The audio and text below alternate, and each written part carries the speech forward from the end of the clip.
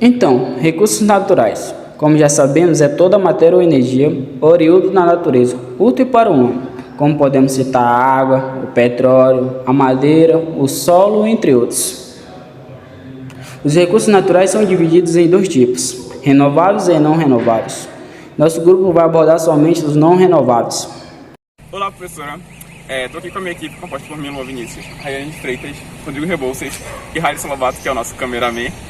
Nós vamos gravar o nosso trabalho, cujo tema é Recursos Naturais Não Renováveis, mas inicialmente nós vamos ao Mercado Municipal daqui da cidade de Humaitá para entrevistar algumas pessoas para ver qual a opinião delas sobre o tema, ou se elas têm conhecimento sobre o assunto. Então vamos lá. Então, dona Alzilene, você saberia dizer o que são os recursos naturais não renováveis? Não sabe? Ok, muito obrigado pela participação. Então a gente está aqui com o seu José agora. Então, seu José, você saberia dizer o que são os recursos naturais não renováveis? Recursos naturais, tem produtores rurais, Plano Manejo, ele sugere algumas propostas que está vindo o pessoal agora dos Estados Unidos. Eles estão comprando muito terreno ambiental, florestal, eles estão fazendo para sítio, granja, fazenda, desenvolvendo mais conhecimento, porque Brasil, logo que depois da proclamação da República, foi em 1998, já começou para o Brasil. Até agora vemos que as pessoas não têm uma opinião bem clara sobre o assunto, mas vamos continuar tentando. Então, você saberia dizer o que são os recursos naturais não renováveis? Sim, são todos aqueles tipos de recursos que a gente não pode reutilizá-los novamente, né? A gente tem o exemplo da gasolina, todos os derivados de petróleo, que de uma maneira em geral tem um impacto ambiental muito grande, né? Muito bom, meu caro. Mas e você? Sabe o que são os recursos naturais não renováveis? Para complementar melhor a resposta do nosso amigo e nos ajudar a entender melhor, vamos tomar um ponto de vista de uma especialista. Os recursos naturais, existem os renováveis e os não renováveis. Os renováveis são aqueles que se renovam na natureza.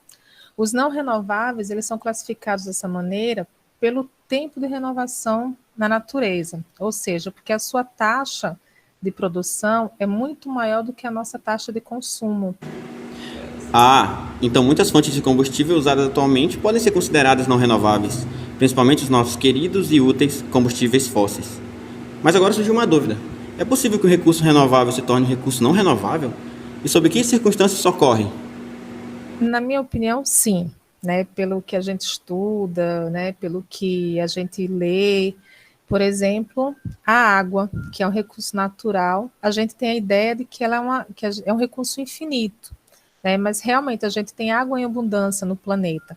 Mas a água potável que nós necessitamos, essa tem um limite. Então, assim, a gente precisa tratar essa água, a gente precisa cuidar dessa água, para que a gente possa utilizar ela por muito mais tempo. Aproveitando o gancho do assunto sobre a água e tendo conhecimento que ela é um recurso finito e muito utilizado, principalmente para a geração de energias provenientes das usinas hidrelétricas, me surge a seguinte dúvida: como as usinas hidrelétricas interferem na geração e utilização desse recurso, principalmente se tratando de recursos não renováveis? Então, no caso das usinas hidrelétricas, que é um recurso energético que a gente utiliza da água, que é um recurso natural, se nós não cuidarmos desse rio, desse lago, do qual a gente utiliza esse recurso, ele pode sim acabar, porque a água ela se renova. Mas se a gente começa a alterar as suas qualidades físicas, as suas qualidades químicas, ela pode sim se tornar um recurso não renovável, porque ela vai se extinguir, ela vai acabar. Então, diante do que nos foi exposto, podemos concluir que muitos recursos naturais renováveis vêm se tornando não renováveis. Isso devido à falta de respeito ao uso e à resiliência destes recursos. Como nos foi apresentado, a água é um exemplo disso, que apesar de estar em grande parcela na superfície da Terra, muitas pessoas sofrem com a ausência dela, pois muitas vezes a água potável se encontra com suas propriedades físico-químicas alteradas por fatores como, por exemplo, de usinas hidrelétricas, como é o caso da usina de Belo Monte. Situado no rio Xingu, no estado do Pará, o projeto de Belo Monte encontrou desde seu início forte oposição local e internacional.